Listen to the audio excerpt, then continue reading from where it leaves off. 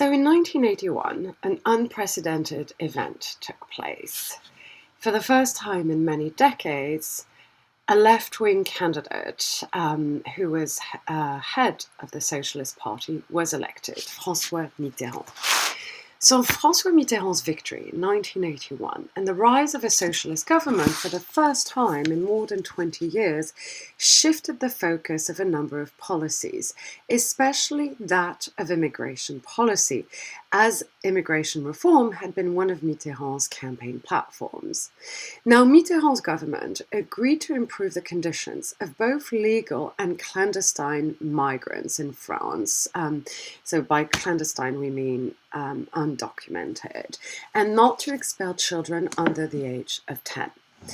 The socialist government also promoted a new educational policy that sent additional resources to what we call ZEP, Zone d'éducation prioritaire, or priority educational zones, which sought to better integrate the immigrant youth in schools across France, where they represented 30% or more of the student population. And I put immigrant in quotation marks because what you're talking about is the children of Algerian migrants who had come to France in the wake of the end of the Algerian War. So they were French citizens, yet always marked as immigrants. So new law put on the books in October 1981 declared that migrants could not be expelled from France except in the case of a conviction without parole for crimes with a prison sentence of at least a year. However, in doing so, they began blaming those who were said to have irregular status, that's the French expression, and made that status punishable by prison sentences. So France essentially created a greater legal acceptance, but they did so by tightening the borders of who could be considered a legitimate migrant. Then France saw something unprecedented happen. On March 21st, 1983, a police raid led to violent confrontation between a group of young people at Les Minguettes, a suburb of Lyon, and the police. And demanding the end to police intimidation, a hunger strike began. On June 21st, 1983, during another police raid, a police officer shot and seriously injured Toumi Djaïdja, the young president of the association SOS Avenir Minguettes, which means SOS Minguettes Future. And you have to keep in mind that police using gun or gun force is a very rare occurrence in France. So that summer, riots took place in Les Minguettes, in Vénissieux especially, a suburb city of Lyon. This was widely reported in the media, and it was the first incident of a large-scale public unrest in a French suburb and marked the first time cars were burned as a protest in France. This took place in the wave of racist crimes, particularly perpetrators against African immigrants from the Maghreb, that is North Africa. For example, the murder of Habib Grimzi, stabbed in a train and thrown out of a window, a crime committed by 3 army soldiers with racist motivations. Now, keep in mind that this is also in the context of the recently created far-right racist anti-immigration National Front from the mid to late 1970s. So in response to all these incidents, the idea of a non-violent march emerged in order to attempt to reduce tensions between the police and Les Minguettes young people. 2 priests, left-wing Catholic priests, suggested and helped organize an extended non-violent march inspired by Reverend Martin Luther King and Muhammad Gandhi. And the protesters, the marchers, demanded equal rights and an end to injustice and social inequality. This was the Marche pour l'égalité et contre le racisme, or Marche des Beurs, that is March for Equality and the End of Racism, or March of Beurs, Beurre is a French term that is literally the reverse, as was the vernacular, of Arab, and was the name that these young people gave themselves. And there is a video from the news showing what this march looked like. The first march began in the district of La Cayolle in Marseille on October 15th, 1983. Only 17 people started the march, and actually 9 from Les Minguettes. So they'd come down from Lyon to Marseille. And this was met with virtual indifference. But during the march, more and more marchers joined them. When they finally arrived in Paris, they literally walked from the south of France to Paris. The march had lasted exactly 50 days, and permanent marchers had walked 1,500 kilometers. On December 3rd, 1983, the march ended with a demonstration in Paris attended by more than 100,000 people. A delegation was then received by the President of the French Republic, François Mitterrand. And Mitterrand promised residence and working permits valid for 10 years, a law against racist crimes, and a project concerning voting rights for foreigners for local elections. And this last point never came true and is still not true.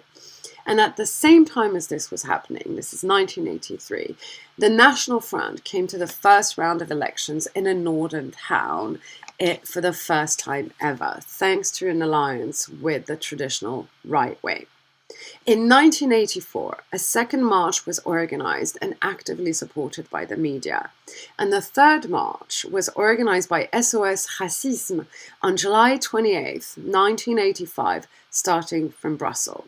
And I want to talk to you about SOS Racisme, which means Help Racism. It was a collection of anti-racist NGOs founded in 1984, and it's considered to be the first national anti-racist movement in France.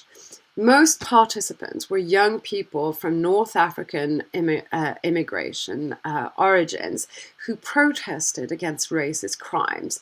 And the guiding principle of the association was brotherhood, and that is represented by the yellow hand logo upon which is written "Touche pas mon pote," which means hands off my mate. So SOS Racisme believes that to put an end to racial discrimination, changes must be made to methods of urban planning and to education. And especially since the early 1990s, it has denounced what it calls the ghettos that are on the outskirts of the big cities, that is the banlieue or the suburbs.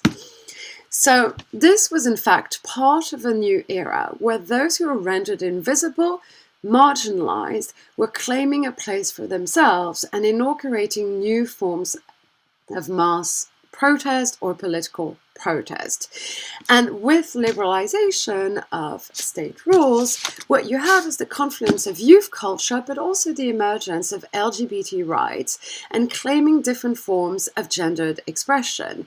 And here I want to turn you to some of the videos of music videos that I posted, notably of Indochina, which was a French pop rock new wave band formed in 1981. Now, you've read about the far left sex radical activism organization. The FAR soon folded because it was considered too transgressive and because its efforts at revolutionary politics had failed. And at the same time, there were some legislative gains. That is, the age of consent for same-sex sexual activity was altered more than once before being equalized in 1982, that is, made the same as that for straight sexual activity by the president, François Mitterrand. But this AIDS crisis, or what was called the AIDS crisis, soon shaped the expression of what was then called gay rights. In fact, because of the AIDS crisis, sex became associated with death, especially same-sex sexual activity, with this new illness that emerged and at first seemed to the general public to devastate only gay men and drug addicts. And that is because little was understood about the illness when it first emerged. Its first official case was in 1981, but it was not formally identified as HIV until 1986. So you have to keep in mind that AIDS is the name given to the illness. However, we have two distinctions made. Being HIV, that is having the virus within your system but not yet exhibiting symptoms of illness. And AIDS became the name to refer to once you showed clear symptoms of illness. And this seemed absolutely devastating, uncontrolled, and without any chance of ever being cured. To give an example, because this phenomenon in France mirrored what was happening in the United States. In 1981, there were 159 officially recorded deaths in the United States. In 1982, that official number jumps to 618. In 83, it jumps again, official numbers, to 2,118. In 84, it is 5,600. And in 85, 12,259. And this kept growing, seemingly uncontrolled. By 1990, there were 120,000 deaths, officially recorded deaths from AIDS in the United States, and 1 million Americans who were HIV. And of course, not all of them were gay men or drug addicts. In major American cities, sexual transmission in fact surpassed drug injection with contaminated needles as the leading cause of HIV infection amongst women. And this is when ACT UP is created. ACT UP was started in New York by gay activists, including Larry Kramer, in 1987, and it was a group devoted to direct action and raising global awareness about the AIDS pandemic, rejecting what they saw as political timidity by existing LGBT rights groups. So ACT UP inaugurated a political activism of a new kind, tied to forms of identity. It was radically democratic, radically open, as you'll see in the discussions in the films, which are historically faithful, and it engaged in what it called ZAPs, or direct action, sort of sudden, unexpected direct action in the public sphere. Now, in France, the AIDS epidemic was formally recognized in 1986, but it's not until 1992 that the general public would finally become aware of the AIDS epidemic and pandemic. So the Paris ACT UP took inspiration for the American one and was just as confrontational, rushing the stage at medical conferences, barging into pharmaceutical headquarters to challenge what they saw as heartless, capitalist approach to conquering the crisis. And the actions you see in the film are actually, again, very historically accurate. And I've also posted videos about an action stage at the Notre Dame Cathedral in the center of Paris. And this is because doctors at the time were not listening to patients. They were not developing medications. They had no interest in treating the epidemic. And in fact, when they did, they mostly used gay men as guinea pigs, medical guinea pigs. Now, what brought this to the fore of the general public consciousness and motivated state intervention is the fact that in the early 1990s, it was discovered that France's supply of donor blood had been contaminated with HIV and had been so for 2 years and had not been declared by the government. This resulted in half of all hemophiliacs acquiring HIV in France, and this event became referred to as the blood crisis, and the general public responding by searching who was to blame.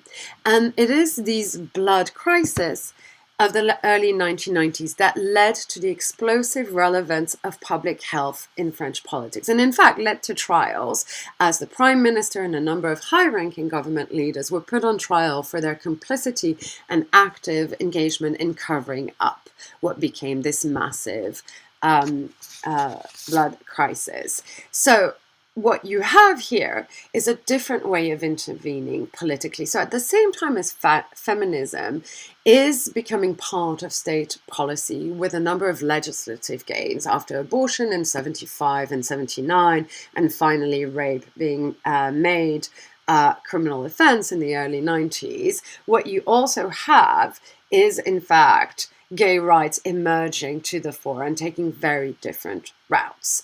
So what you have is a moment of a renewal of political activism within a completely different context, which is how to push a left-wing government to respond and how to think of the ways in which sex and race come to the forefront of French politics.